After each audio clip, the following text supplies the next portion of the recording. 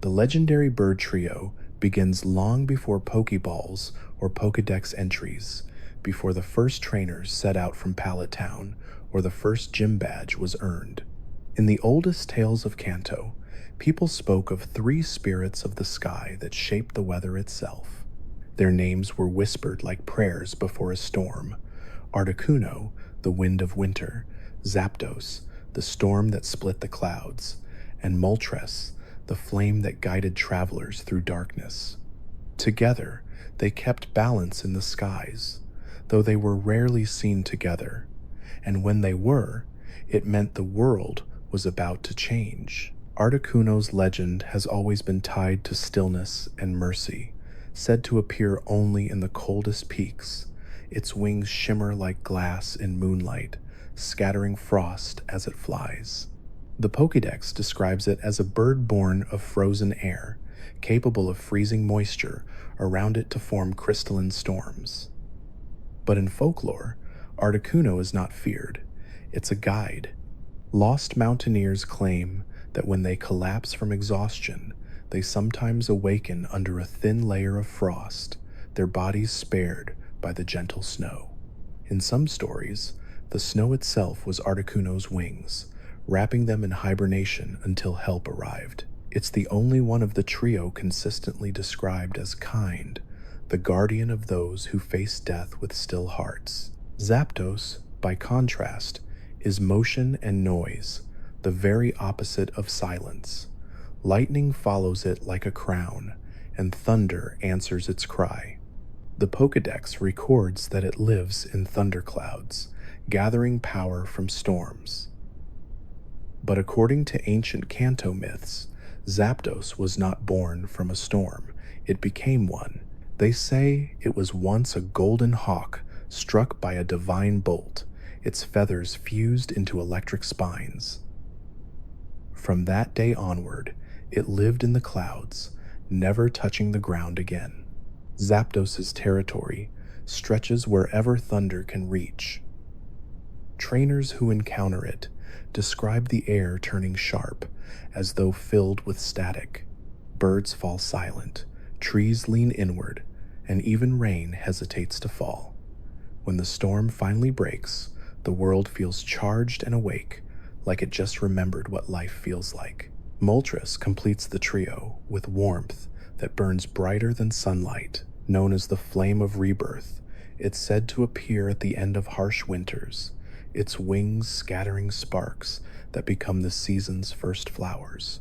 The Pokédex calls it the legendary bird of fire, able to heal itself by plunging into molten lava or sacred flame.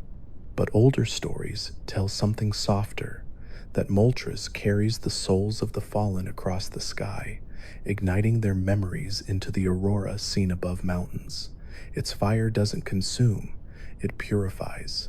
Travelers in Kanto once believed that lighting a torch during a journey symbolically borrowed Moltres' light, keeping misfortune away. Some still carry that tradition into the Victory Road caves, where the flame has burned for decades as a reminder of endurance. Though each bird rules its own domain, they are never far apart. The winds of Articuno feed the storms of Zapdos. The thunder of Zapdos ignites the fires of Moltres, and the heat of Moltres creates the air currents that Articuno glides upon. In this endless cycle, they balance the seasons and the skies. Early Pokémon historians called this pattern the trio resonance, believing that the balance of temperature, pressure, and energy maintained life itself. When that harmony was disrupted, the result was chaos, and at the heart of that chaos, one godlike bird was said to appear: Lugia, the guardian of the seas, the only being capable of calming the trio when they clashed. The story of their conflict is one of Kanto's oldest myths, retold in both Johto's folklore and the movie Pokémon: The Power of One. It begins when humans disturb the balance, capturing one bird, forcing the others to fight. Articuno freezes the sky, Zapdos floods it with thunder, and Moltres sets the horizon ablaze. The sea rises in response, threatening to swallow the islands whole. Lugia emerges from the depths, not to destroy, but to sing. Its song, according to the legend, carries frequencies that match the bird's cries, harmonizing chaos into calm. When the three finally settle, their storms dissolve into rain that restores the land. It's said that every storm that clears just before dawn carries a faint echo of Lugia's melody, a lullaby to the wind itself. In The Power of One film, the legend was visualized as prophecy. Disturb not the harmony of fire, ice, and lightning, lest these titans wreak destruction upon the world in which they clash. It captures perfectly what the trio represents, not just strength, but balance. Each bird embodies an element that can both destroy and sustain. Articuno's ice preserves life, but also halts it.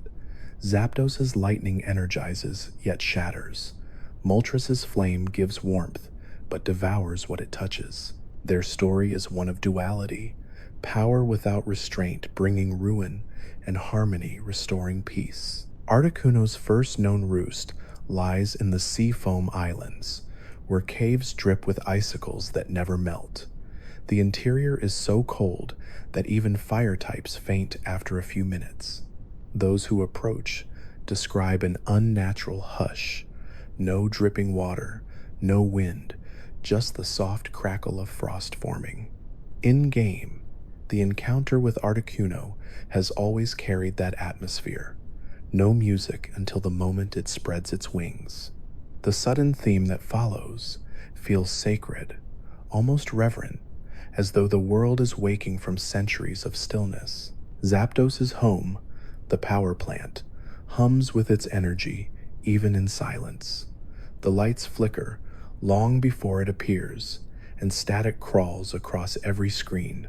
In older games, the power plant was said to have been abandoned due to repeated lightning strikes that destroyed the equipment. Locals whispered that a wild Zapdos had taken it as its nest, feeding off the leftover electricity. In truth, it's a fitting home, human technology and natural power intertwined.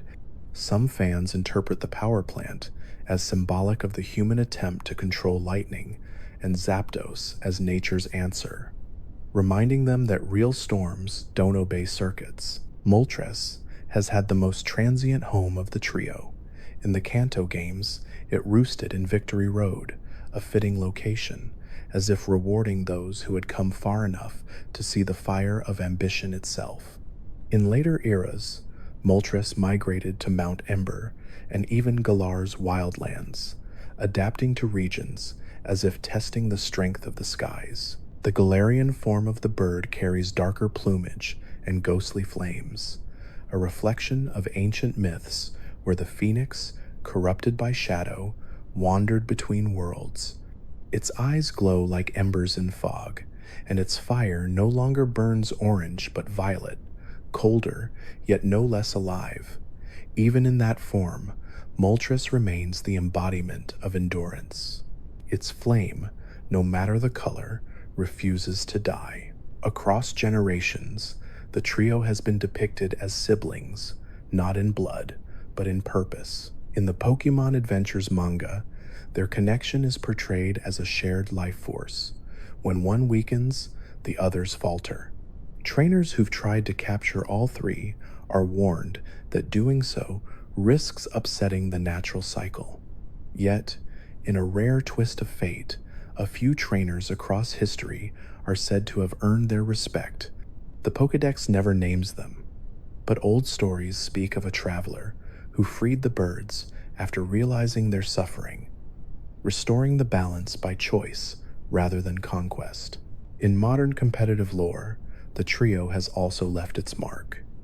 Articuno became a symbol of calm and defense, its ice beam attacks freezing not just opponents, but time itself in a still rhythm. Zapdos ruled the skies of tournaments for years, with its balance of speed and power, becoming the electric heart of entire strategies. Moltres, though less consistent, found new strength with the advent of sun teams and weather mechanics. its fire rising higher whenever the sky brightened. Even in gameplay, their relationship persists. Three forces, each powerful alone, but unstoppable together. But beyond stats and strategies, their real legacy is emotional. Every player who's wandered through the Seafoam Islands, the power plant, or Victory Road remembers that moment, the silence before the encounter, the sound of wings cutting through the air, the first note of the battle theme. It feels like touching something sacred, something older than the game itself. These birds aren't just legendaries, they're symbols of balance, endurance, and awe, reminders that nature's greatest powers, when unbalanced, can destroy the world, and when in harmony, can save it. The trio continues to appear in different forms. Galar's reimagining gave them new personalities. The icy serenity of Articuno turned psychic, its gaze distant and regal. Zapdos became grounded, its storm channeled into raw speed and strength. Moltres, once pure flame, became a phantom of passion, its fire transformed into dark energy. Yet beneath the redesigns, the heart of the trio remained unchanged. No matter the region, no matter the form, their story always leads back to the same truth. The world endures because balance endures. The story of the legendary birds never stayed within Kanto's borders. Over the years, their wings carried echoes across every region, reshaping how trainers viewed the connection between nature and legend. Even in places where snow never falls or thunder never reaches, people still tell stories of three birds circling above clouds, unseen but felt in the rhythm of the weather. In the Pokémon world's earliest myths, the trio was never just three individuals. They represented the cycle of life itself.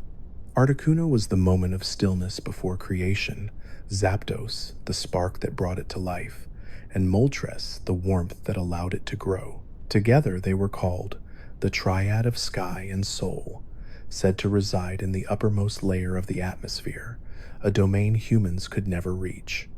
It was believed that their cries kept the world's pulse steady. When one grew silent, storms, droughts, or unnatural winters followed. Priests from ancient Johto carved their likenesses into the Bellsprout Tower's upper beams, not as deities to be worshipped, but as guardians of equilibrium. Over time, these myths merged with history. Travelers from Kanto brought tales of encounters, glimpses of blue feathers glinting above mountain peaks, thunder-splitting trees with no storm in sight, or trails of fire disappearing into clouds. Sailors crossing the Vermilion Sea feared calm skies, believing it meant Articuno slept, and prayed instead for lightning to appear, a sign that Zapdos was awake and watching.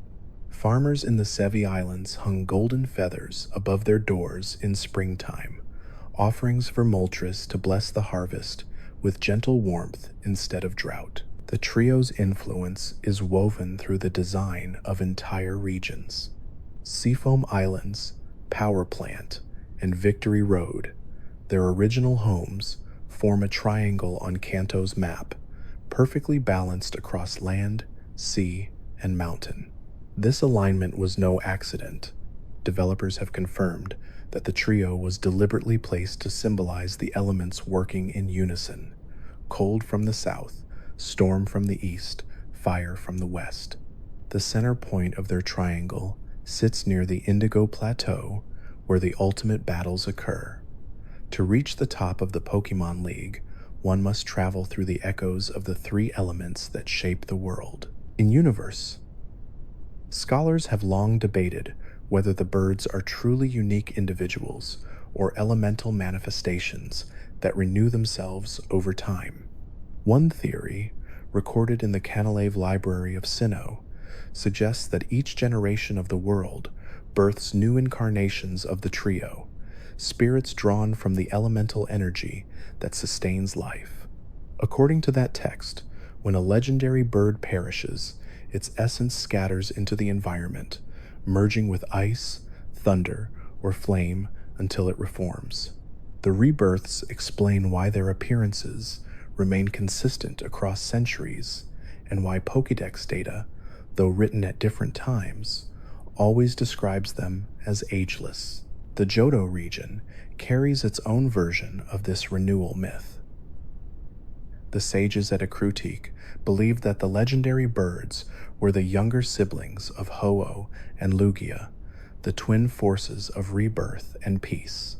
Ho-Oh, as the guardian of life, granted them their first flight, while Lugia, as the keeper of the deep, gave them restraint, ensuring that their power would never consume the world. Some even interpret the trio's color palette as symbolic: blue for calm, yellow for caution, red for courage. Together, they mirror Ho-Oh's rainbow feathers, fragments of a single divine light refracted through the sky. In terms of recorded appearances, the birds have crossed paths with humans countless times, though rarely peacefully. Articuno appeared during the Great Winter of Sinnoh, when blizzards froze entire valleys. Survivors told of a blue shadow that circled above the clouds, scattering snowflakes that glowed like stars. It was said that wherever those flakes fell, the cold receded. Historians now believe this story symbolized adaptation, that nature's hardships always carry within them the promise of balance. Zapdos' sightings have been more chaotic. In Kalos, it was once spotted during a storm so violent it shattered an entire windmill district. Witnesses described its wings as chains of lightning, each flap sparking new thunder. Later studies found electromagnetic disturbances lingering in the soil, still measurable years afterward. Its presence reshaped how people viewed weather Pokémon, no longer as random disasters, but as forces maintaining equilibrium between energy and stillness. Moltres' appearances, by contrast, are almost always tied to renewal. In Hoenn, records speak of a flaming bird soaring over the ashes of a forest fire. When the blaze finally died, grass began to regrow within a week, faster than ever observed.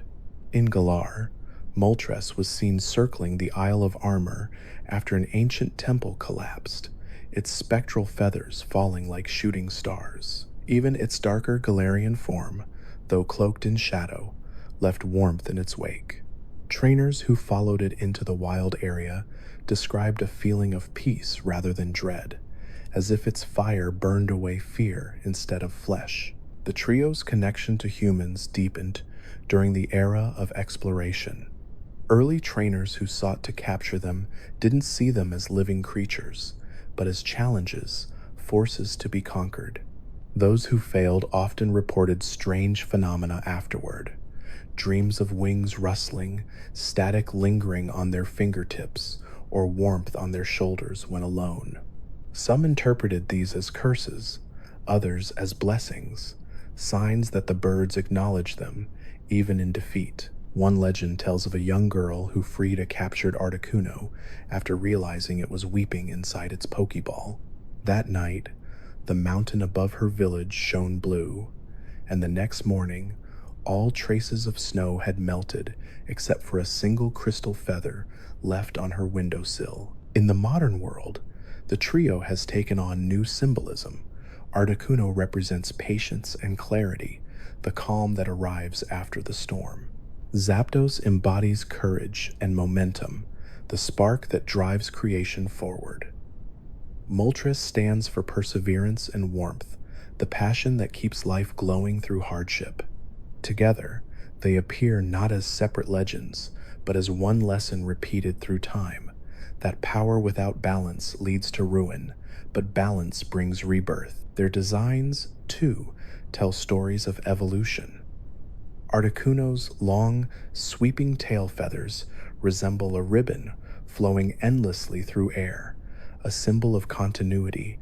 Its cry in the earliest games, a soft chime of digital tones, carries a sense of melancholy, like a memory you can't quite recall. Zapdos' jagged silhouette mimics the shape of lightning fractals, chaotic but natural.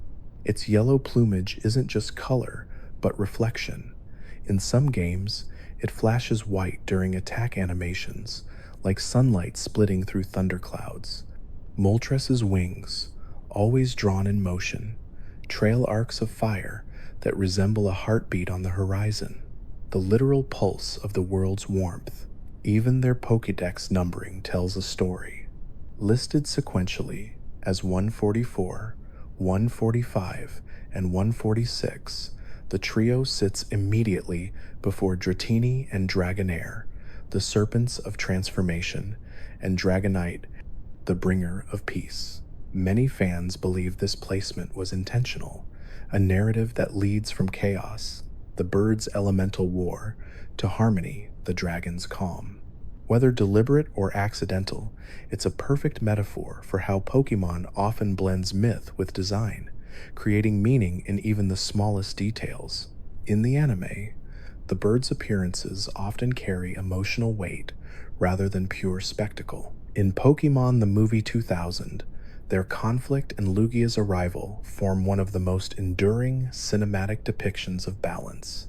Articuno's mournful cry pierces through blizzards, Zapdos' lightning turns seas to glass, and Moltres' flame burns across the horizon in ribbons of red and gold. But when Lugia rises, all sound folds into silence. The music changes from chaos to calm. That transition remains one of the most iconic in the franchise's history, perfectly capturing how Pokémon often teaches through feeling rather than words. Outside the films, their cameos continue quietly. Articuno appears briefly in Pokémon Journeys, saving travelers lost in the mountains. Zapdos shows up during a thunderstorm challenge, testing trainers who dare to climb higher. Moltres appears during nighttime flights, its wings shedding sparks that linger in the air like fireflies. None of them speak, none of them linger. They arrive, restore balance, and vanish, as though time itself yields to their rhythm. Even today, whenever a storm rolls across a game's route, players still pause, wondering if one of them is near. The sound of wind, thunder, or crackling flame carries their memory forward.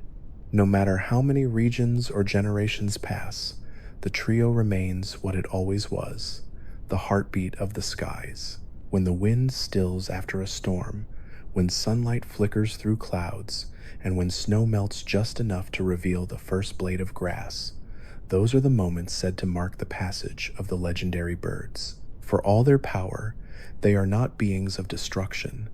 They are reminders of transition, each representing an element that can either bring chaos or renewal, depending on the heart of the one who witnesses them. The old records from Sinnoh's temple archives describe them as echoes of a forgotten order. That order, according to myth, connected them to two higher beings, Lugia and Ho-Oh, twin guardians of the skies and seas.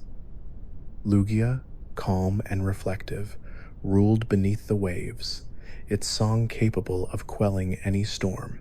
Ho-Oh, radiant and eternal, burned through the clouds to bring life wherever it passed. Between them, Articuno, Zapdos, and Moltres acted as intermediaries, the children of balance, bridging the gap between the heavens and the earth. While Lugia is tied to the trio through legend and film, Ho-Oh's relationship is more symbolic. The rainbow bird embodies unity, its plumage carrying every color of the trio's spectrum, blue, yellow, and red fused into iridescent light. In Johto's oldest myths, the birds of Kanto are said to have been born from fragments of Ho-Oh's first flight, where each falling ember of color formed a new guardian of its element. It's an elegant symmetry. Ho-Oh carries the spectrum of fire, lightning, and ice within itself, while the trio carries its essence outward, each representing one facet of its light. But there's another layer beneath those myths, a more scientific interpretation written by modern-day Pokémon researchers. According to studies conducted in the Paldea region, the trio's elemental patterns correspond perfectly to natural weather systems. Articuno aligns with atmospheric cooling, creating air pressure drops that allow storms to form. Zapdos releases surges of static energy, which in nature accelerate wind flow and rainfall. Moltres stabilizes those systems through heat, dispersing heavy clouds after a storm. In a sense, they are not supernatural forces, but living regulators of the world's climate, a biological harmony coded into the planet itself. When the trio appears together, the energy readings across the Pokémon world spike dramatically. This has been confirmed by the Silphco Research Division, which recorded rare electromagnetic waves during simultaneous appearances in Kanto and Galar. The patterns matched the frequencies of thunder, heat, radiation, and cold fronts interacting, but amplified in perfect synchronization. It's this synchronization that inspired the name Legendary Bird Trio.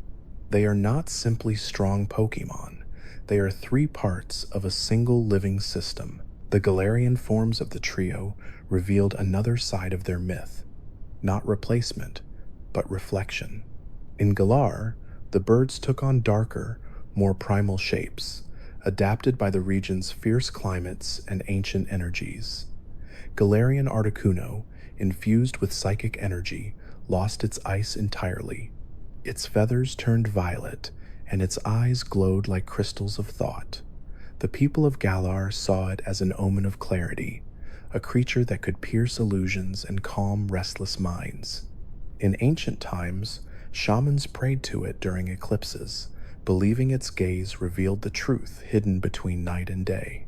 Galarian Zapdos, grounded and flightless, traded its lightning for raw physical power. Its wings became vestigial, but its legs gained impossible strength, able to run faster than storms themselves. The Pokédex records that it competes with Rhydon and Tauros for dominance of the plains, striking not with bolts, but with thunderous kicks that shake the ground. Some scholars interpret this as evolution's way of grounding a legend, a symbol that even gods can change when the world demands it. And then there's Galarian Moltres, perhaps the most mysterious of all. Its once golden flame darkened to crimson and black, not from corruption, but from emotion. It feeds not on fire, but on the energy of despair, transforming negative emotion into power. In mythology, it's called the Morning Wing. People believed that when grief consumed the land, it would appear not to destroy, but to absorb the sorrow until balance returned. Unlike its Kanto form, which symbolizes life's renewal, this Moltres represents acceptance, the warmth that remains after loss. Its flight pattern, when traced across the Galar map, forms the shape of a circle, mirroring the eternal flame that never dies. Despite their differences, both trios, Kantos, and Galars share the same bond. Their designs, though distant in element, follow a mirrored rhythm. Articuno and its Galarian counterpart embody calm and intellect. Zapdos, in both forms, embodies action and defiance. Moltres, no matter its flame's hue, embodies passion and endurance. Together, they form two halves of the same equation, one of light, one of shadow. It's not about good versus evil, but perspective, the idea that balance exists even in opposites. Their appearances across media reinforce that unity. In the anime's Journeys series, the Galarian trio is depicted as wild and ancient, fighting constantly yet bound by mutual recognition. Even when they clash, there's no hatred, only rivalry born from shared power. When they finally depart, their trails of energy overlap in the sky, merging blue, orange, and red into the faint shimmer of a rainbow, a quiet nod to Ho-Oh's eternal light. From a gameplay standpoint, Their rarity has always mirrored their legend. In nearly every game, encountering one requires patience. Caves that twist endlessly, storms that only appear once, or mountains that test your resolve. Players often find them alone, separated from the world, as though guarding silence itself. That isolation is intentional. It allows the encounter to feel sacred, a brief communion with something ancient. Every trainer who stood before one remembers the sound, the sudden swell of the battle theme after a minute of quiet, the flicker of animation, the breath before the first Pokeball flies. In that instant, you're not just playing a game, you're participating in a story older than the franchise itself. There's a strange poetry to how the trio's elements interact in battle, too. Articuno's ice cools Zapdos' lightning, weakening its voltage. Zapdos' thunder melts Moltres' flame, converting it into plasma. Moltres' fire melts Articuno's snow, turning it into water vapor that rises back into the sky. It's a perfect triangle of mutual creation and counteraction, a cycle of energy that endlessly renews itself. This mechanic subtly exists in their typing relationships, reminding players that the elements aren't enemies, they're pieces of the same eternal motion. Beyond the games and myths, the trio's cultural symbolism remains powerful. Artists often depict them together in murals, with Articuno facing east, Zapdos facing west, and Moltres soaring upward between them, a formation representing the passage of day. Morning light for Articuno, afternoon storm for Zapdos, and twilight flame for Moltres. In some regions, that pattern became the basis for ceremonial dances performed by gym leaders and monks who saw the birds as living prayers. The movement of wings, the sound of flutes, and the rhythm of drums mirrored their eternal balance, ice, lightning, and flame in harmony. Even their cries hold significance. When converted into spectrograms, visual representations of sound, each bird's call forms a unique pattern. Articuno's resembles rippling waves, soft and symmetrical. Zapdos's is sharp, zigzagging like a lightning bolt. Moltres' flows upward in a perfect curve, like a flame rising into air. When layered together, the three patterns create a shape resembling Lugia's wings, another subtle connection between them and the Guardian of Storms. In Kanto's folklore, there's one final legend about the trio's unity. It says that once every 1,000 years, when the balance of nature reaches its most fragile point, the three birds gather above the Indigo Plateau. They circle the league's peak, their cries merging into a single tone that can be heard across the world. The snow melts, the sea calms, and the air turns warm. It's said that trainers who hear that sound in their dreams awaken with a sense of peace, as though reminded that even the fiercest elements exist in harmony. No one knows if this event truly occurs, or if it's simply metaphor, but the idea remains timeless. Nature's balance endures, because the sky never forgets how to heal itself. And maybe that's why these birds have stayed with players for decades. They aren't just symbols of power, but of perspective. Articuno teaches patience, Zapdos teaches courage, and Moltres teaches resilience. Together, they form a quiet trinity that mirrors every journey a trainer takes: the cold start, the storm of effort, and the fire of accomplishment. Their wings have carried not just snow, thunder, and flame, but the collective memory of an entire generation. When you close your eyes and imagine the sound of distant thunder fading into the rustle of wings, you can almost feel it, the calm, electric warmth of balance restored. Before the world knew of the three birds as legends, their names existed only in fragments of myth. Ancient Cantonian scripts recovered from the rock tunnel's lower layers describe three spirits of the upper winds that ruled over storm, frost, and ember. Those who read the text Note how primitive the words seem, as if written by people who didn't yet have a concept for seasons, only for change. It speaks of thunder that shattered mountains, snow that blanketed entire valleys overnight, and fire that danced across the sky without consuming it. These were not events to fear, but to interpret. The people of that time saw the balance between those elements as sacred, believing the world lived and breathed through their movement. When the first Pokédex was compiled by Professor Oak, these ancient stories became tangible again.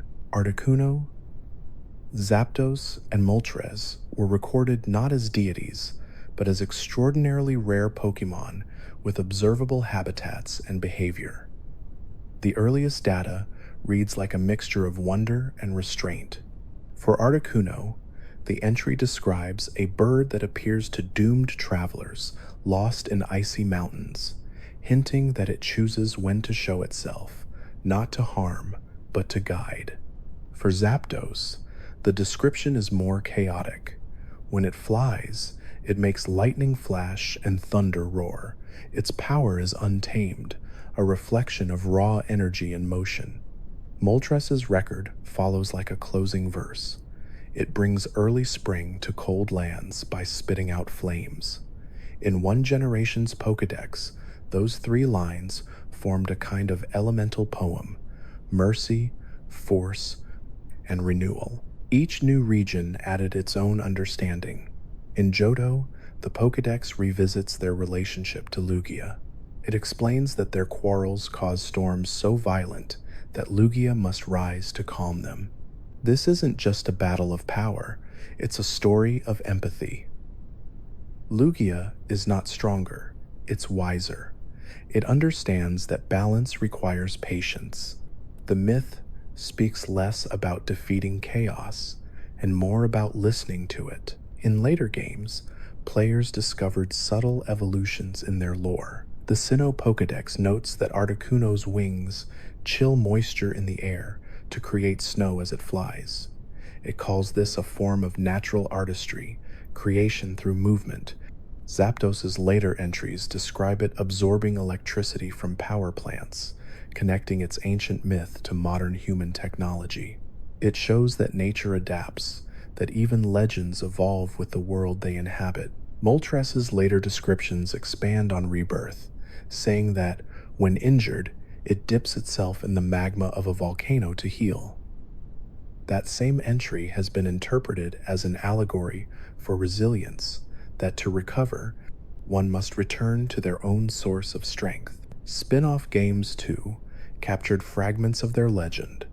In Pokémon Snap, Articuno could be summoned from an icy shell by tossing a simple apple into its path, a reminder that kindness, not conquest, often reveals miracles.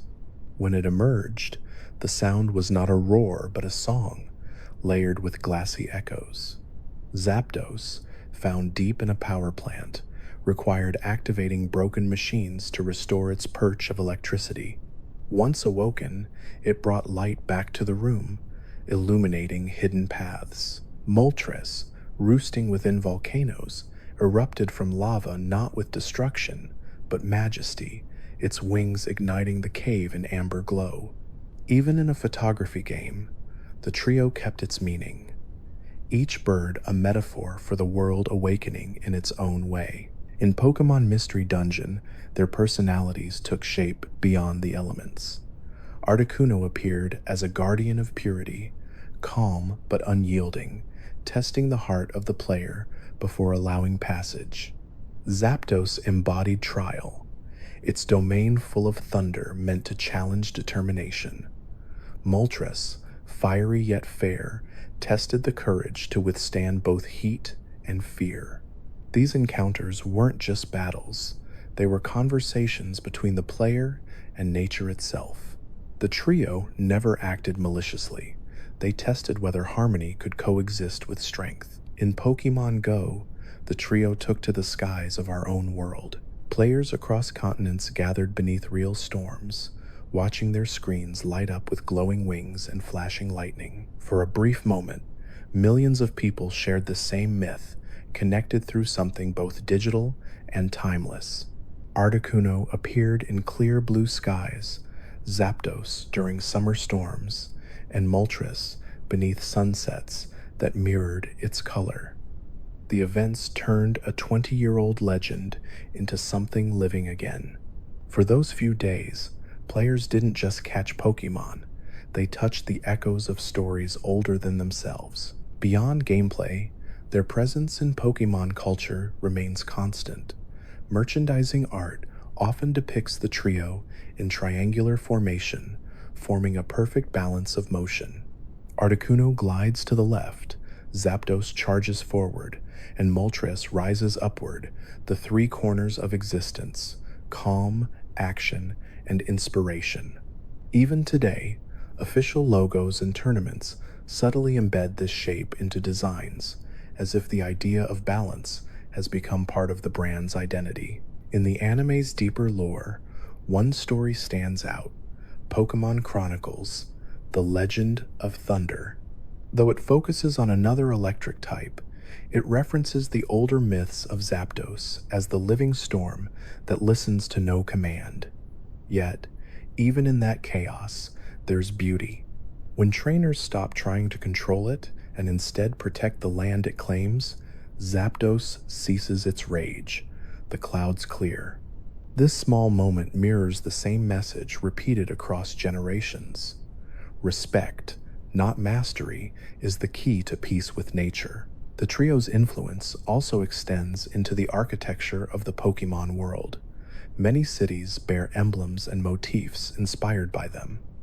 The gym in Vermilion displays lightning motifs reminiscent of Zapdos. Seafoam Island's design, both in art and structure, mirrors the symmetry of Articuno's wings. Even the Elite Four chambers in the Indigo Plateau are arranged in sequence that echoes the elemental order: ice, electric, fire, and finally dragon, a nod to the path through the trio's essence before reaching the realm of balance. And yet, for all their grandeur, the birds remain solitary. No one has ever seen more than one of them at the same time outside of legend. The Pokédex theorizes they prefer vast, untouched territories where their elements can thrive freely.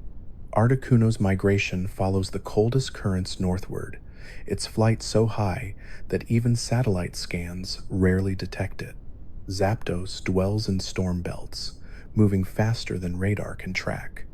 Moltres prefers volcanic regions, its heat distorting instruments long before cameras can capture it. They exist on the edges of observation, close enough to remind the world of their presence, distant enough to remain myth. Every trainer who's ever encountered one shares the same detail: silence before the meeting. In Seafoam Caverns, there's a hush that feels alive. In the power plant, every hum cuts out moments before the air splits. In Victory Road, the sound of dripping water stops when the torchlight flickers. The world itself seems to hold its breath, as though paying respect to something older than time. When the first cry of the bird pierces that stillness, it feels like hearing the world's heartbeat again, slow, rhythmic, eternal. For some, that moment lasts seconds. For others, it lingers for years. Trainers describe dreaming of wings stretching over oceans, or thunder echoing across snow. Some say they can still feel the heat of Moltres' fire, or the cold trace of Articuno's passing long after the battle ends. And maybe that's what makes these creatures truly legendary. Not their rarity, but their permanence in memory. They are symbols of nature's emotions, reminders that every storm, every freeze, every flame eventually settles into harmony. Even now, when storms roll over the Indigo Plateau or snow falls quietly in Saffron City, some swear they can hear faint cries high above the clouds. Scientists call it wind resonance. Poets call it the birds returning home. Either way, it means the legend lives on, not in text or game code, but in every breath of the world that still moves in rhythm with theirs. As centuries of stories gave way to games and science, the legend of the three birds remained deeply rooted in the culture of every region. Scholars, artists, and travelers each saw different meanings in them, reflections of their own lives.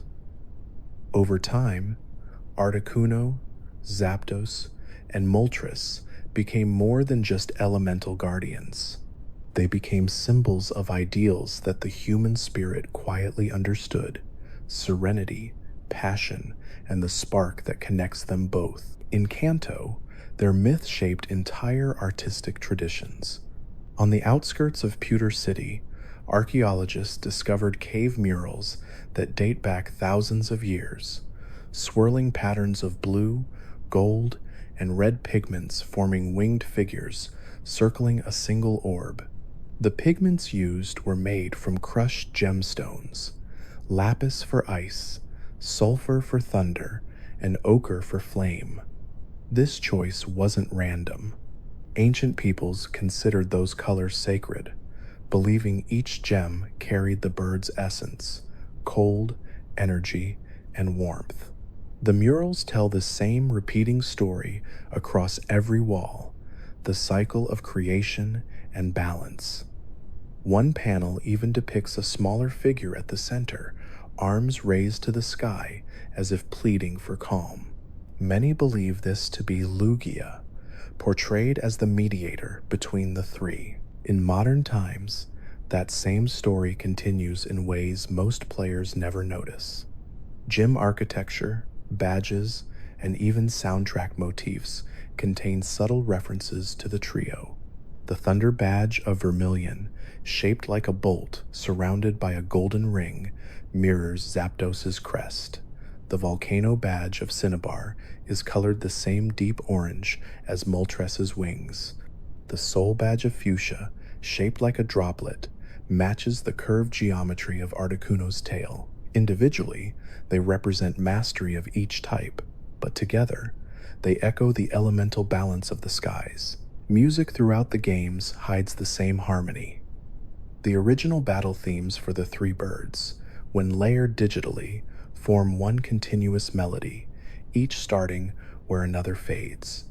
Articuno's theme ends on a soft descending chord that Zapdos' lightning-like arpeggio picks up, while Moltres' fiery horns resolve both. Game composers later confirmed this design was intentional, symbolizing that none of the three exist musically without the others. Even in sound, their unity remains inseparable. Articuno's influence appears across regions most clearly in architecture and legend. The snowy spires of Sinnoh's Snow Point Temple were modeled after its wing shape, each pillar carved to resemble feathers bending inward in protection. In Unova, the winter celebrations, known as the Festival of Feathers, draw direct inspiration from Articuno's myth. Every year, paper feathers are released into the air, each colored a shade of icy blue. Children make wishes on them, believing the winds will carry their hopes safely through the winter. The festival's origin traces back to explorers who once saw a blue bird in the night sky and mistook its reflection for stars falling like snow. Zapdos' presence is felt through energy and ambition. In Hoenn Slateport, engineers named one of the region's largest wind generators, Project Zapdos, its lightning-shaped turbines channeling natural power. The connection between storms and progress is no accident. Even outside of lore, Zapdos represents humanity's drive to harness nature responsibly. The Pokémon Company itself has used Zapdos as a symbol for competitive spirit and endurance. In tournament artwork, its form often appears faintly in lightning backgrounds, a subtle reminder of the storm every champion must face before the calm of victory. Moltres' symbolism, by contrast, is steeped in renewal and inspiration. Artists across Kalos often associate it with passion, courage, and transformation. In Lumios's art museums, one recurring motif appears across centuries: a fiery bird flying over the remains of a burnt forest, its wings scattering embers that bloom into flowers. That piece, titled L'Oiseau du Recommencement, or The Bird of Beginning Again, was inspired directly by Moltres' myth. The artist who painted it once said the flames were not meant to destroy, but to illuminate what comes after loss. It's a visual expression of hope, a truth Moltres embodies in every story it appears in. As Pokemon culture evolved, writers began connecting the trio to global mythological counterparts. Articuno's grace drew comparisons to the rock of Middle Eastern folklore, a creature so vast its wings created storms. Zapdos mirrored Raijin, the Japanese god of thunder, often depicted as a winged being surrounded by drums of lightning. Moltres shared traits with the phoenix, the ancient symbol of immortality and rebirth. While none of these myths directly inspired the Pokemon's designs, they share the same pulse: humanity's attempt to explain the rhythm of nature through the language of living fire, wind, and storm. The Galarian forms added another layer to that connection, pulling from Celtic and Norse imagery. Galarian Articuno, psychic and regal, resembles depictions of the Valkyries, spirits that guided souls to the afterlife. Galarian Zapdos, grounded and powerful, recalls the Thunderbird of indigenous myth, whose footsteps shook mountains. And Galarian Moltres, cloaked in ghostly red, echoes the Morrigan, a goddess of fate and renewal whose wings mark the dawn of battle and the end of grief. Through these parallels, the trio's myth expanded beyond Kanto's borders into something universal, a reflection of how every culture finds meaning in the sky. In the modern games, hints of their legacy appear quietly in dialogue, artwork, and even environmental design. In Galar's Crown Tundra, ancient tablets describe three kings of sky who shaped the land's weather and withdrew to the mountains when humans grew proud. In Paldea, students studying at the Naranja and Uva academies mention hearing their cries during storms, though no proof exists. Even in Alola, far from their known domains, trainers report seeing wing-shaped clouds glowing faintly red, blue, and gold at dusk. These details never demand attention, but they remind players that legends never end. They simply migrate into new skies. The birds' cries, too, have evolved across games, growing richer as technology advanced. In early titles, their sounds were sharp and metallic, almost synthetic. By the time of the Let's Go Pikachu and Eevee remakes, those cries softened into haunting, almost orchestral tones. Articuno's like a sighing flute, Zapdos's like breaking glass, Moltres's like fire bursting through water. Composers layered these effects with actual elemental recordings. Crackling ice, thunder, and flames slowed down to a whisper. When merged, the sound forms a subtle harmony that players often miss beneath battle effects. But when isolated, it's almost like a lullaby. Beyond the games, the trio also lives in poetry and sayings within the Pokemon world. In Kanto, elders still recite an old phrase: "When the sky forgets how to breathe, seek the wings of three." It's said to mean that balance must be restored before progress can continue. In Galar, storm watchers refer to sudden flashes of color within clouds as the flight of three omens, seen as a blessing. In Johto's spiritual texts, a prayer dedicated to Lugia includes a line that reads, "Let your children sing the sky's song once more." Even Ho-Oh's followers include them in ceremonies, releasing lanterns shaped like feathers of red, yellow, and blue to symbolize unity between opposing forces. Some fans have noticed how the trio's modern appearances subtly mirror the tone of the games they inhabit. Articuno appears most often in titles emphasizing reflection and wisdom, such as Silver and Brilliant Diamond. Zapdos dominates energetic games, like Yellow and Ultra Sunday. Moltres tends to appear near the ends of journeys, in Fire Red, Victory Road, and Crown Tundra, serving as both a test and a light for those nearing completion. These patterns seem deliberate, as if the developers use their presence to set the emotional rhythm of each generation. Even the trio's feathers, rare items in certain games, carry symbolism. When sold, they're nearly worthless in currency, but in lore, they're priceless. A blue feather represents protection, a yellow one endurance, a red one rebirth. Some NPCs in later titles refer to them as tokens of the world's first promise, meaning the pact between nature and humankind.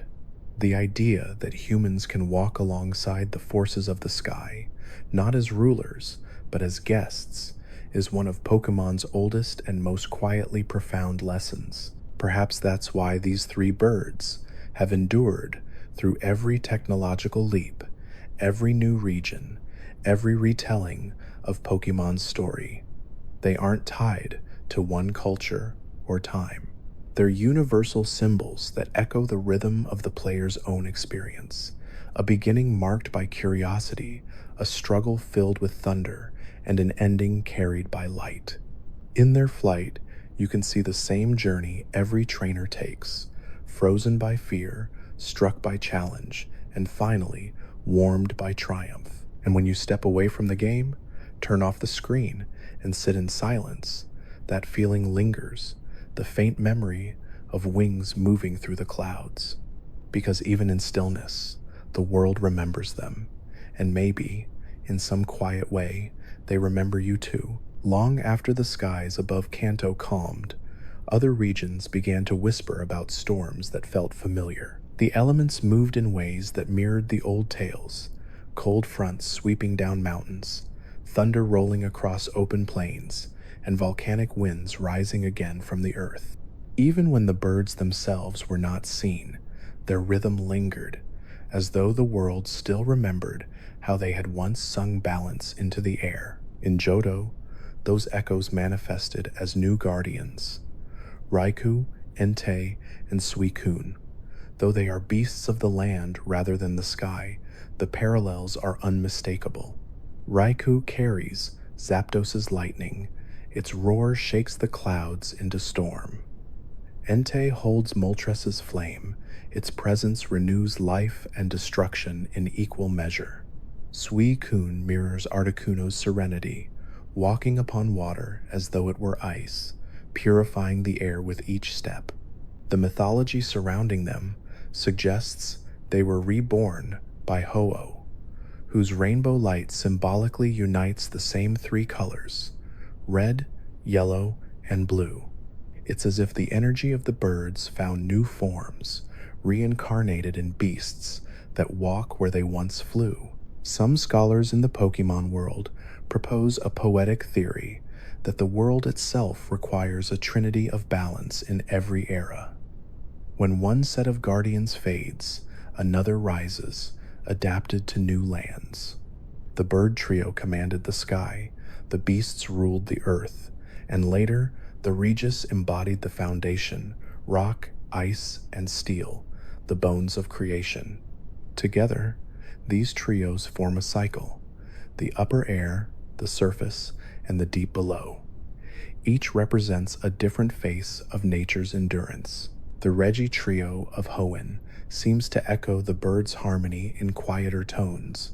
Regirock, Regice, and Registeel each represent an unchanging element of existence, the structure of matter, the permanence of temperature, and the strength of forged will. In one ancient Hoenn text, they are referred to as the earthbound wings, meant to stabilize the world when the skies grow restless.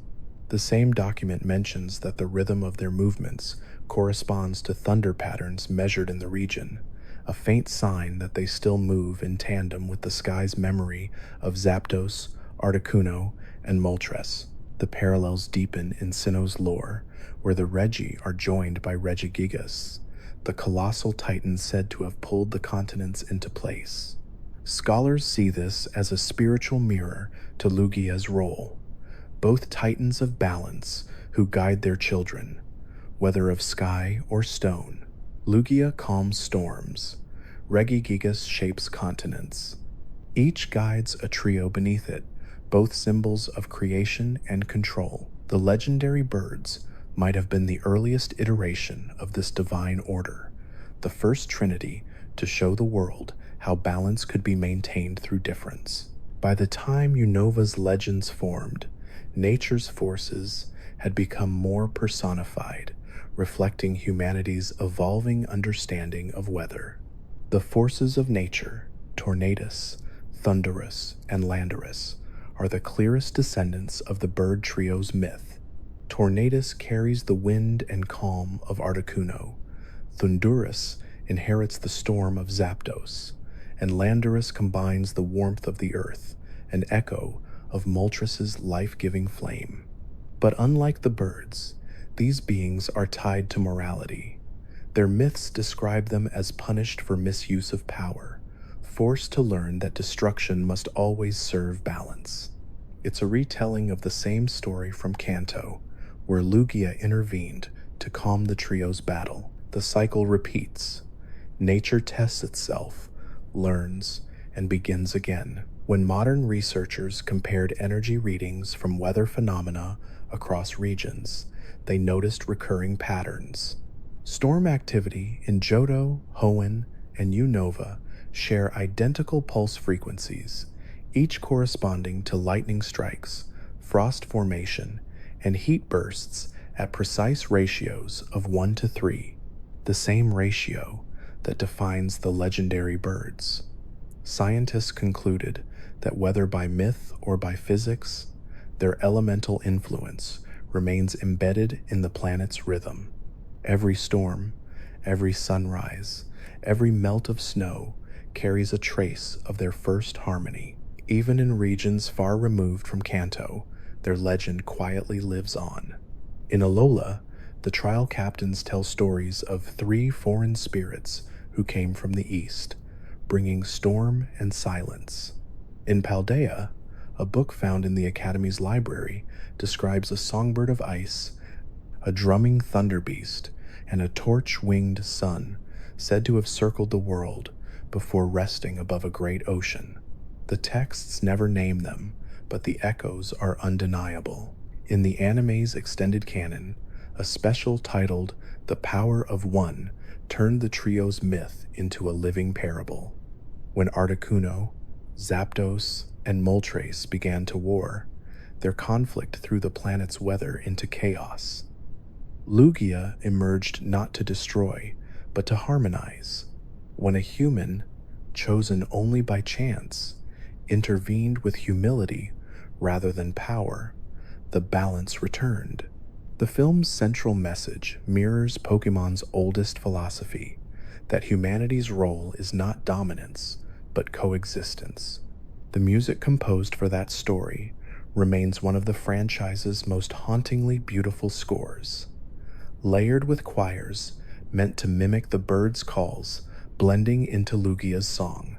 Interestingly, fans later discovered that in the original script of that film, each bird was meant to represent an emotion: Articuno as calm, Zapdos as fury, Moltres as passion. Lugia was serenity, the combination of all 3. The idea was simple yet profound. Emotions, like weather, can only bring harmony when they coexist. Suppress one, and the world tilts. That symbolism carried into later games through environmental design. In Heart Gold and Soul Silver, the Seafoam Islands, home of Articuno, contain puzzles of stillness and reflection, while the power plant for Zapdos bursts with restless motion and sound. Moltres' caves burn with moving light, always guiding but never stable. The architecture itself speaks to the same emotional triad: serenity, energy, and renewal, the emotional elements that define the trainer's journey. By the time Kalos and Galar arrived, players could see their influence spread into modern weather systems and mechanics. Pokémon X and Y introduced the first dynamic weather-based battles, where rain, sun, and hail changed the flow of combat, a direct nod to the original elemental trio that first defined balance. Later, in Sword and Shield, the Crown Tundra placed their Galarian forms within a constant storm cycle. Players chasing them had to follow wind trails and lightning strikes across the landscape, as if reenacting the ancient pursuit of their harmony. Even the smallest details tie back to them. When Zapdos appears in Pokémon Sword and Shield, its tracks are burned into the grass, perfectly shaped like jagged bolts.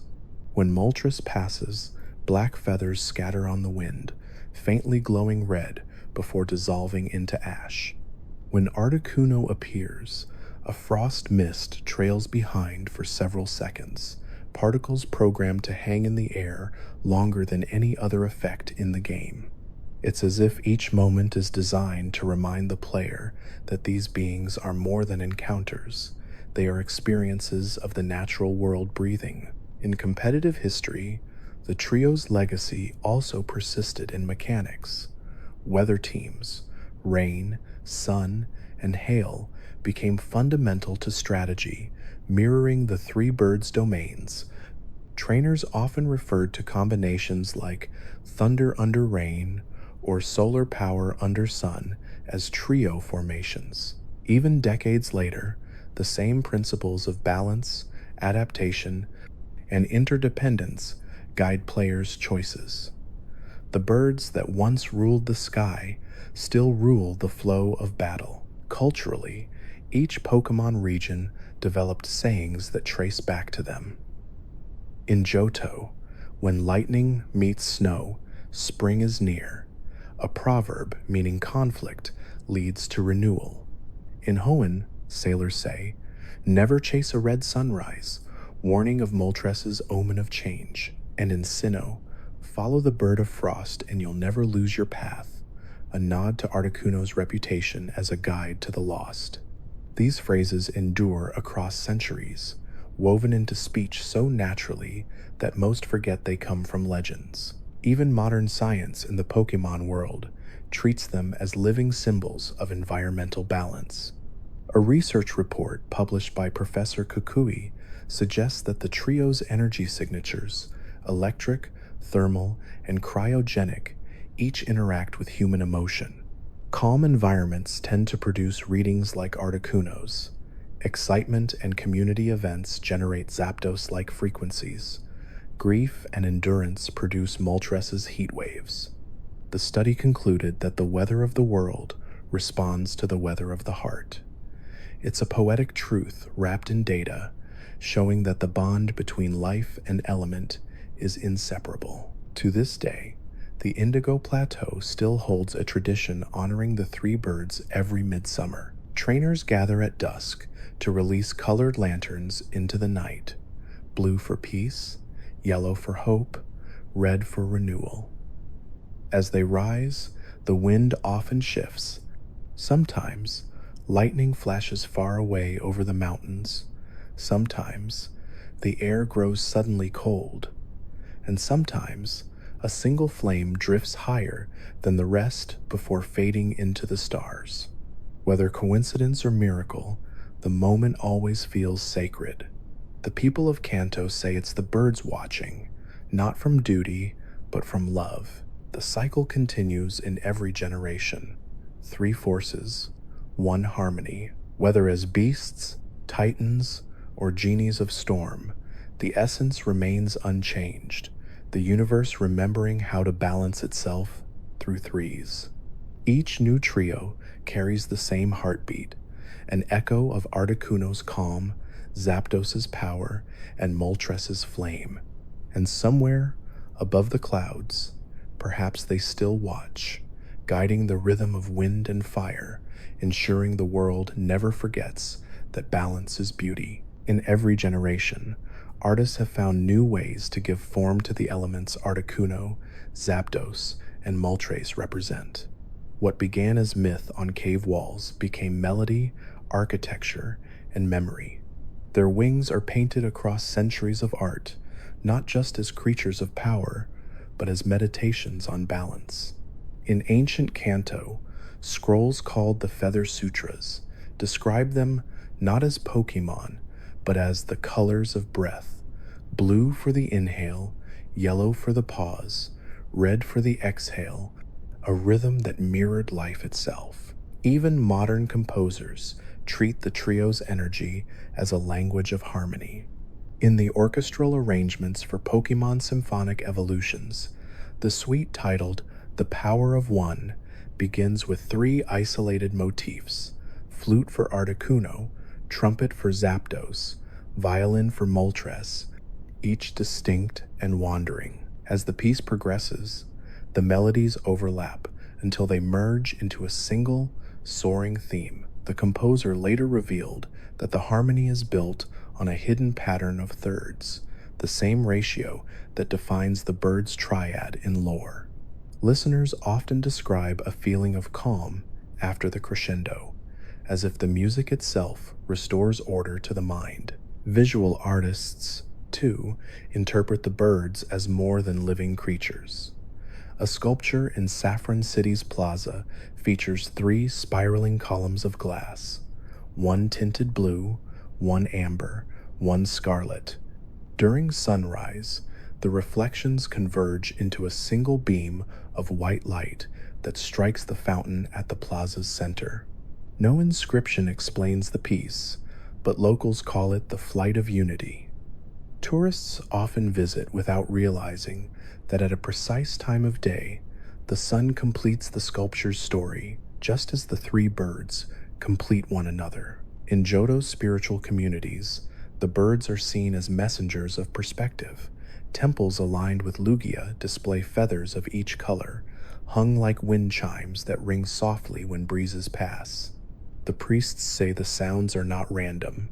Each tone corresponds to an emotion and balance: the cool hum of Articuno for thought, the sharp chime of Zapdos for action, and the warm resonance of Moltres for compassion. During meditation, practitioners imagine the three tones blending into silence, symbolizing peace of mind. Modern Pokémon trainers often honor the trio without realizing it. When players build teams balanced by type, fire, ice, and electric, they unconsciously echo the first lesson the birds taught: diversity is stability. Even the official tournaments, with their tri-colored emblems and elemental motifs, are modern ritual in disguise. The opening ceremony of the Pokémon World Championships in Yokohama featured holographic wings of the trio arching over the stage, each flickering in sync with the beat of the music. It wasn't just spectacle, it was a reminder that every match begins with equilibrium before the storm. Writers continue to use the birds as metaphors for human emotion. In the novel Wings of Balance, an in-universe classic often quoted by teachers at the Naranja Academy, the narrator describes seeing the sky divide into three colors during a storm. The blue taught me patience, the yellow taught me courage, and the red taught me to love what I could not control. The book ends with the sky returning to white, the merging of those lessons. Even among fictional literature within the Pokémon world, the birds remain teachers, not conquerors. The bird's presence has also shaped small rituals. In some regions, students tie colored ribbons, blue for calm study, yellow for determination in exams, red for creativity, believing that invoking the trio's colors brings balance to their efforts. Travelers wear feather charms carved from stone, said to guide them safely through snow or storm. Pilots in Unova's Skyla air route sometimes paint tiny symbols of the birds beneath their wings, a superstition dating back to the days when air travel was still new and people sought comfort in the old guardians of the sky. Cultural historians point out that the trio marks a turning point in how people within the Pokémon world relate to power. Before them, most legends focused on dominance, great dragons, titans, and forces of destruction. The birds introduced a gentler philosophy that mastery lies in coexistence. Their story is one of containment, not conquest, of learning to hold power without being consumed by it. This shift in mythic tone paved the way for later generations' themes of partnership and empathy, from the bonds of Mega Evolution to the trust of Dynamax. Even the modern Pokémon Center stores occasionally echo their legend. Seasonal art collections often feature minimalist designs.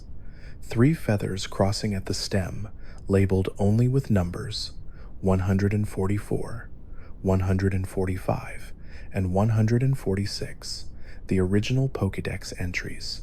For many fans, those numbers alone carry an entire world of meaning. They represent the moment when wonder became tangible, when myths could be encountered face to face in glowing pixels. Online, artists and musicians continue to reinterpret the trio as symbols of unity.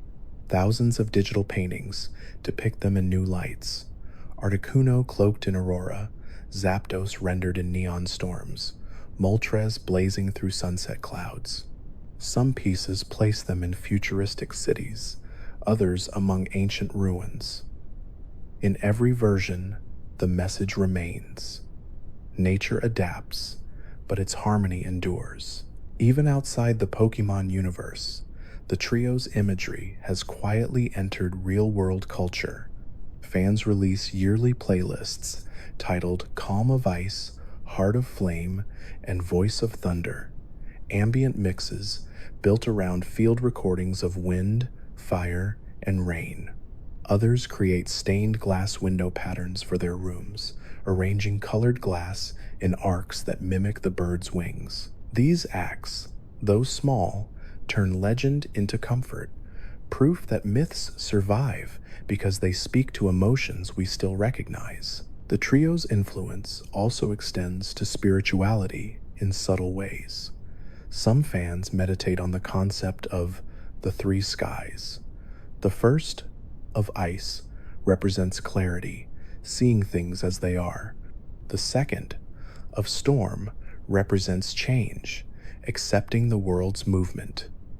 The third, of fire, represents renewal, choosing to act with purpose.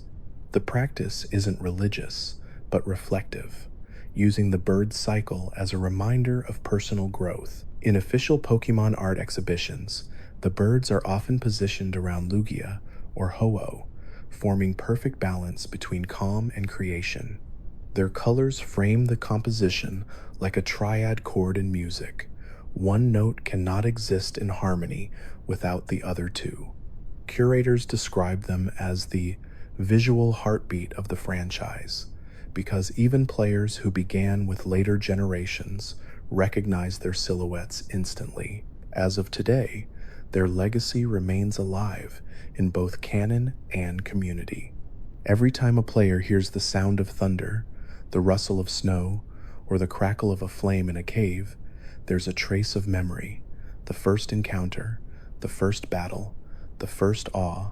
For many, that moment was the beginning of a lifelong connection to wonder itself, and perhaps that's why, no matter how many generations pass, their flight continues in imagination, not as distant gods, but as reminders that serenity, courage, and warmth can coexist. 3 wings of the same sky, circling endlessly above a world still learning to balance its storms. In the decades since players first glimpsed their pixelated wings on handheld screens, the trio's legacy has evolved far beyond myth. They no longer exist only in isolated caves or secret islands.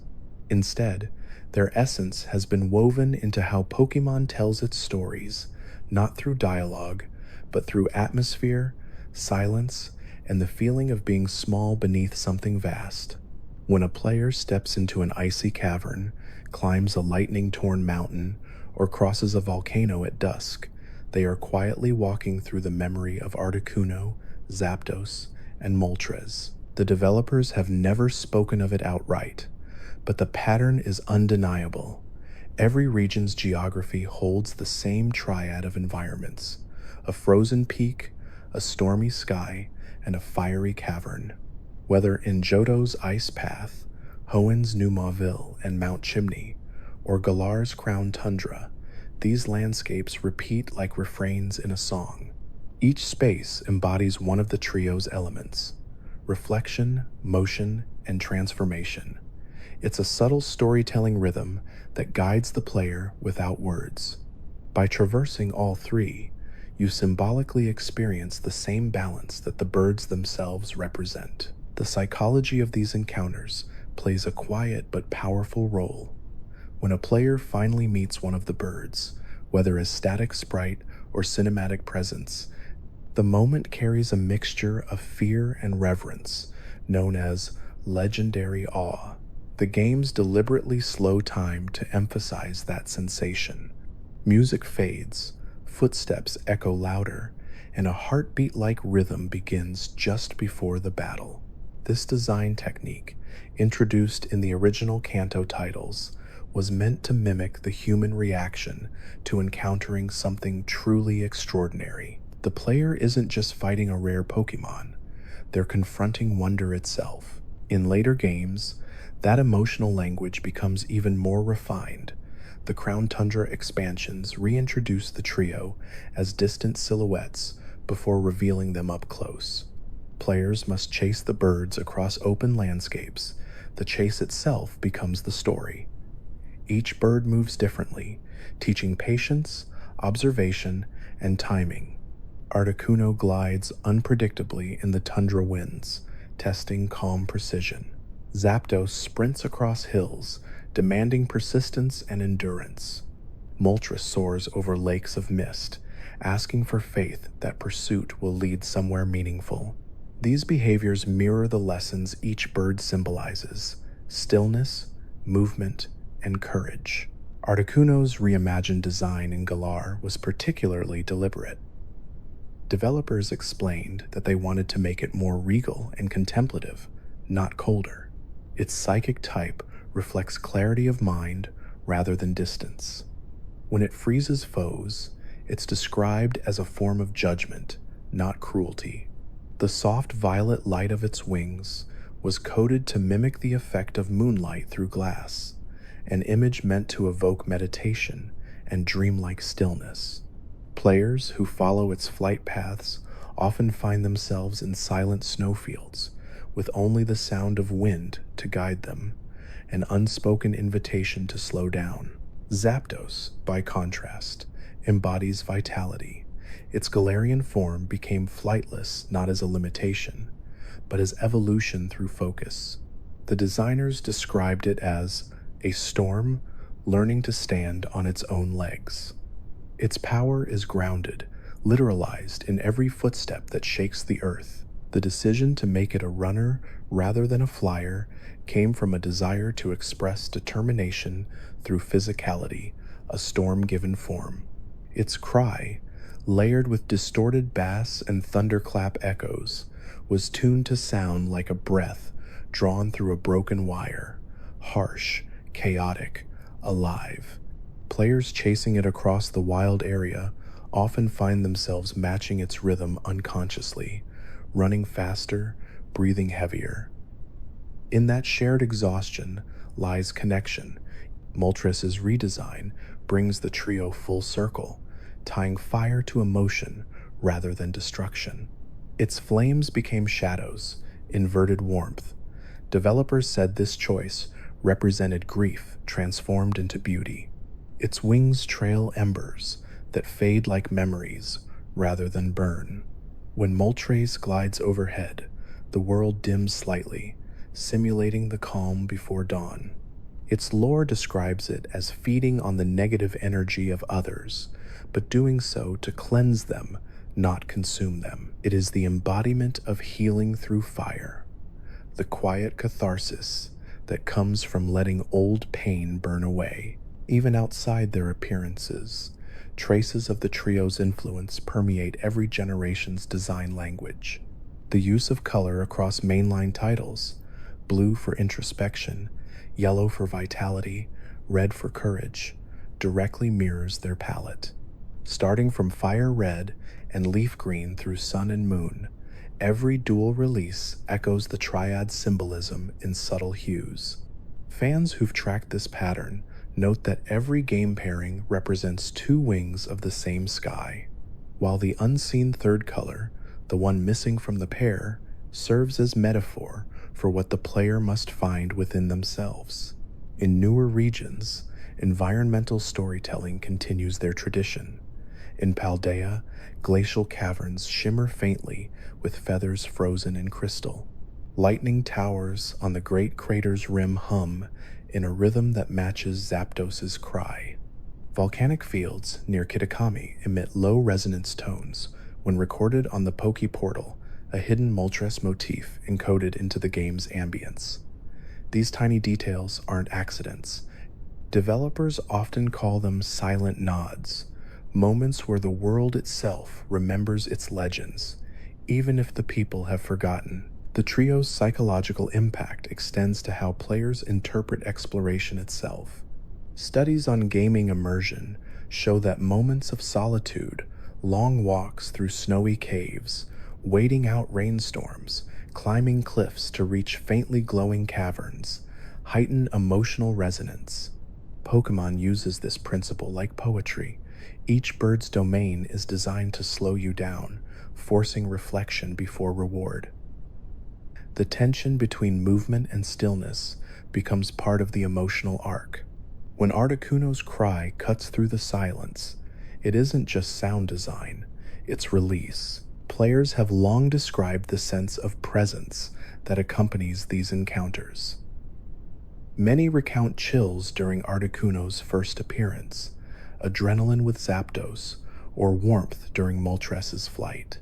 Neuroscientists call this the aesthetic awe response, the same feeling people report when seeing the northern lights or hearing a choir in a cathedral.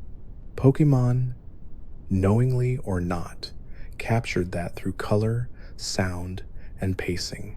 That's why even decades later, those moments remain vivid. They engage the same part of the human brain that responds to real-world wonder. As generations progress, the trio's presence often signals turning points in both story and technology. When they appeared in Let's Go Pikachu and Eevee, developers used new camera depth effects to make players feel surrounded by their power without direct combat.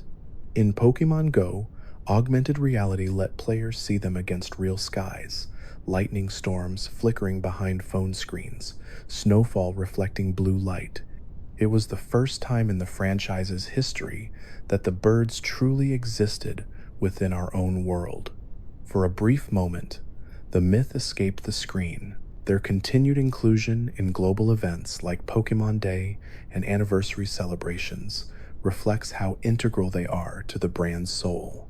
Each anniversary logo subtly includes their wings, stylized curves forming the shape of a Pokeball. The red top, white bottom, and black line are echoes of flame, frost, and thunder.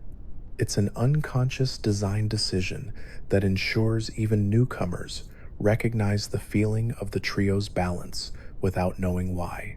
But perhaps their greatest contribution to the franchise lies not in mechanics or story, but emotion.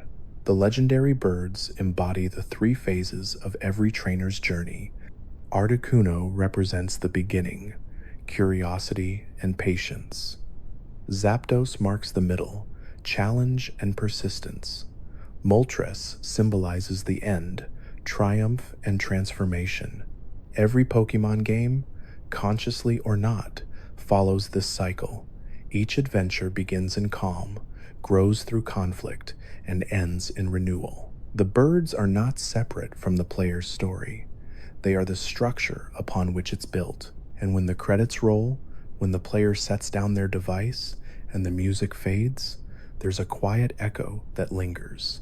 It's the feeling of wind, thunder, and warmth still moving through imagination.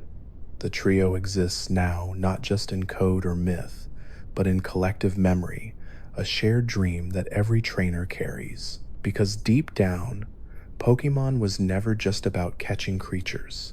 It was about finding balance within the world and within oneself. And that's what Articuno, Zapdos, and Moltres have always represented.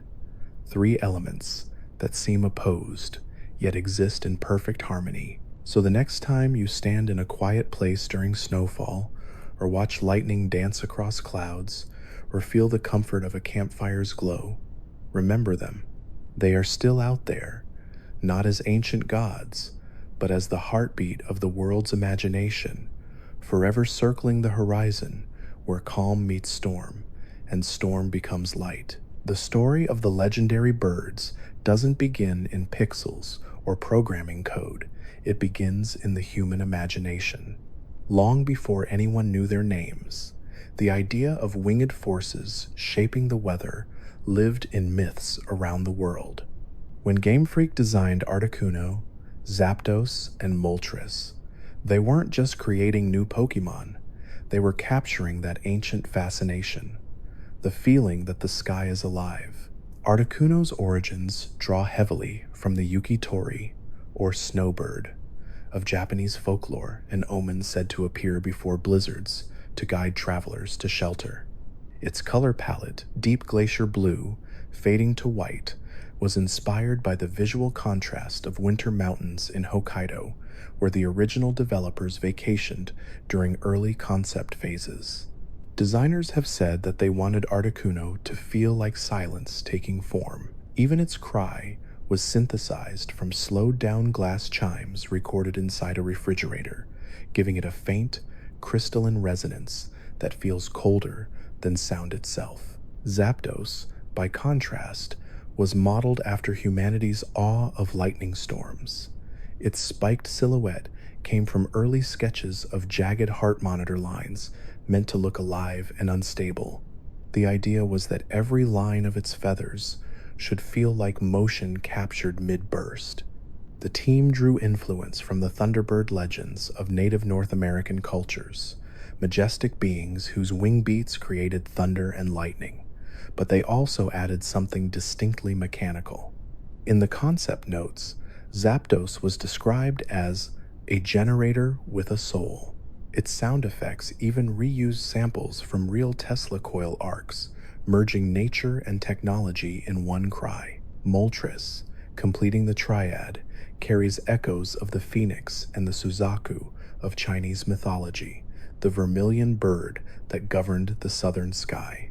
Yet, the designers purposely made Moltres appear gentler than most phoenixes, describing it as a flame that warms rather than burns. Its feathers are shaded in gradients of orange and gold, rather than harsh reds, symbolizing renewal. The motion of its wings in early sprites was coded to mimic candlelight flickering, a pattern that has remained consistent through every generation, even when rendered in full 3D. Together, these three embody the balance of natural forces and human emotion. Their colors mirror the elemental trinity found in countless cultures: ice as introspection, thunder as power, and fire as transformation. Psychologists who study media symbolism often cite the legendary birds as examples of archetypal balance, where contrasting elements are harmonized rather than opposed. That's why their designs feel timeless. They resonate with something older than Pokémon itself, the human need to find order within chaos. In fan culture, the trio has become a visual language of nostalgia. For players who grew up with the first games, the memory of catching one of the birds is often the earliest moment they felt awe through a screen. Communities online share stories of waiting hours for Articuno in the Seafoam Islands, of nearly running out of Pokeballs in the power plant, of standing before the volcano's glow for Moltres while the Game Boy's speaker hummed with static wind. These recollections often read less like gameplay memories and more like dream recollections, the same quiet, surreal atmosphere that the developers intended. Fan art reflects that dreamlike reverence. Some artists depict the trio as weather spirits overlooking modern cities, their reflections caught in skyscraper glass. Others reinterpret them through cultural lenses. Articuno as an Arctic guardian, Zapdos as a cybernetic protector of energy, Moltres as a solar phoenix rising from smog-covered skies, Despite stylistic differences, one emotion unites them all: tranquil respect. Few Pokemon inspire depictions that feel more sacred. Musicians and storytellers continue to draw on the trio's symbolism too. Ambient composers have released entire albums named Cry of the North Wind, Thunderheart, and Ashes to Aurora, each track using wind instruments, thunder samples, or crackling embers to evoke the bird's presence. Writers on fan forums craft poetry and short fiction describing them not as Pokemon to capture, but as elements that visit travelers who've lost their way. The stories rarely end in capture. Instead, they end in understanding. The message is always the same: power can be witnessed without being owned. Real-world science has even been used to reinterpret their powers metaphorically. Meteorologists once compared Articuno's calm flight through blizzards to laminar airflow, smooth, silent motion despite turbulence. Electrical engineers liken Zapdos's energy bursts to supercell storms, balancing static discharge. Biologists note that Moltres' cyclical migration through volcanic regions parallels certain real bird species that rely on geothermal heat for nesting. These parallels make their powers feel strangely plausible, grounding their magic in reality's patterns. In environmental symbolism, the trio has also evolved into quiet ambassadors for balance with nature. During an official collaboration with Japan's Ministry of the Environment, the Pokémon Company chose Articuno to represent winter conservation, Zapdos for renewable energy awareness, and Moltres for wildfire restoration campaigns. Posters showed them not as creatures to battle, but as guardians maintaining the natural cycle. Each tagline carried a poetic line: "Cool the world gently, move with the storm, not against it, and let what burns make room for new life." Even linguistically, their names reflect an elegant simplicity. Articuno, Zapdos, Moltres 1, 2, 3 in Spanish, joined to elemental roots. The naming convention was intentionally mathematical, giving a sense of progression and harmony. It's a linguistic trick that makes them feel connected without needing explanation. The words flow like verses in a poem, each syllable carrying a rhythm that mirrors wing beats. In popular culture outside the games, subtle tributes to the trio appear everywhere. Street artists in Tokyo's Shibuya district have painted mural wings in their colors across building walls. Travelers can stand between them and wear the trio's power. Musicians sample their cries in lo-fi remixes that play softly in Pokémon cafes. Even astronomy enthusiasts named 3 newly discovered binary stars after them: a 144, Z145, M146, a quiet nod to their enduring presence. But the most profound influence lies in how players interpret them emotionally. Articuno speaks to those who seek calm and solitude, artists, dreamers, and wanderers who find meaning in stillness. Zapdos resonates with those who crave motion and challenge people who turn storms into energy.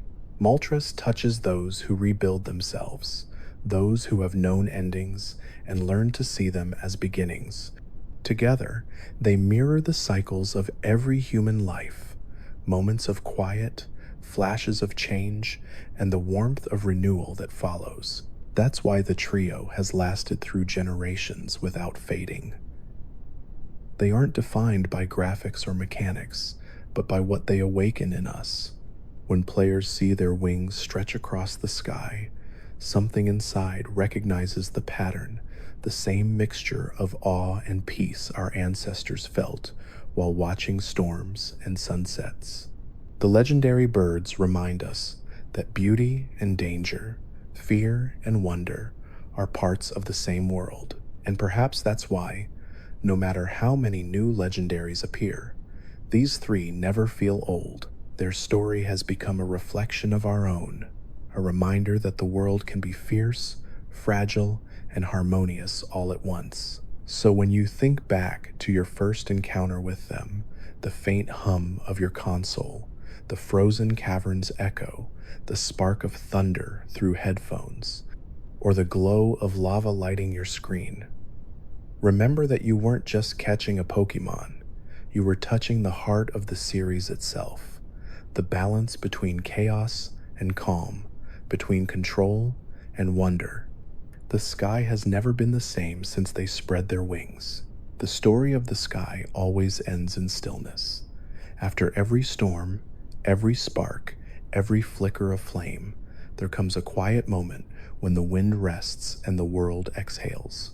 It's in that hush that the spirits of the three legendary birds are said to pass, unseen but felt, a faint glimmer in the air, the lingering pulse of something vast and gentle. Articuno, the calm of snow and reflection, moves like memory itself. Some say that when the first frost appears on distant mountaintops, it's a sign that Articuno has drifted through the night, brushing the world with clarity.